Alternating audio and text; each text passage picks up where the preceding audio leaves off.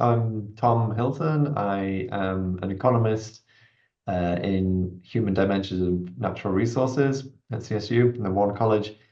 My advisor is John Salerno, and I'm working on a PhD that is a mix of sort of econ market-based approaches to conservation, but a particular project we can talk about today, supported by the Africa Centre, is one on forestry in Kenya and the extent to which commercial plantation forestry can alleviate pressure on natural forests. Well, for me, it's always been important coming into the PhD to make sure that my research was tied quite closely to my work and things that I'm doing in the real world over there.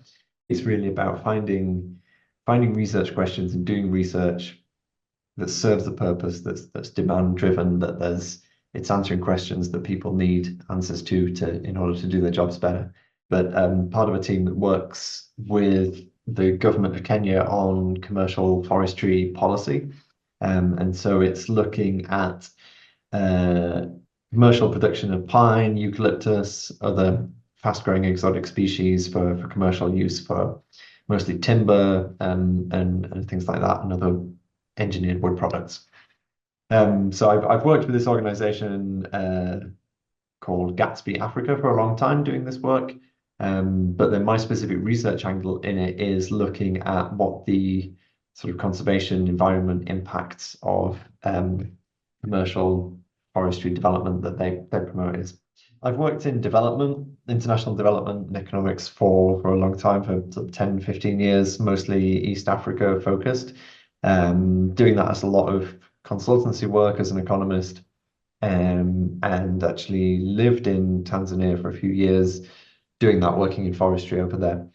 For me personally, it was a way to try and sort of direct my career more towards conservation and climate change, but also to explore research questions related to the sort of crossover between those fields.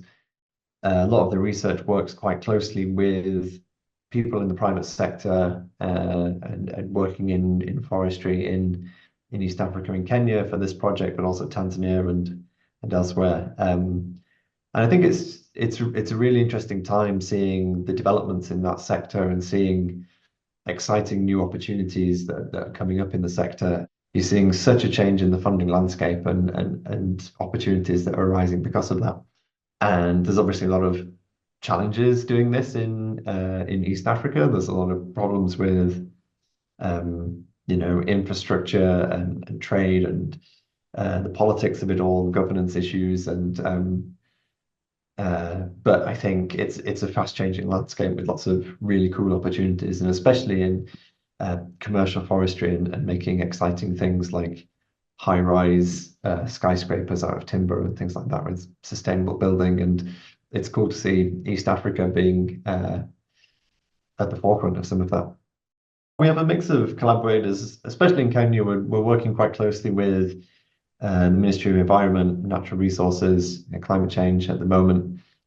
So we're looking to provide evidence that informs policy making around commercial forestry, but then we do also work with private sector, forestry companies.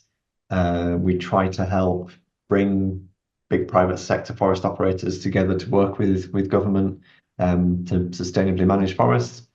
And then we do a lot of work with down to sort of small farmers who might only have, a half acre or so of trees that which presents, even for the smallest of farmers, a really interesting livelihoods opportunity if it's done in a sustainable way as well. There's lots of cool research that can be done there, and there's lots of challenges doing like long distance from from Colorado and traveling backwards and forwards and time differences and being remote from the teams that you're working with. So it's important that my research has applications and that there's an audience for it, there's a demand for it, and it's not just literally an academic exercise to, get your degree. So I think making sure that your research has a purpose and is demand driven and is impactful is, I think, a good principles to stand by. I'm keen to stay working in, applied conservation and development work, probably with still a regional focus on East Africa. And I think the program at CSU has been very helpful in training on some of that scholarly rigor of research, which as development consultants, we can get a little sloppy and cut corners typically. It's also really helped me to expand my own networks and into the world of conservation organizations, and off the back of the PhD, build collaborations and research projects with some really cool groups, which I hope to continue working with in future.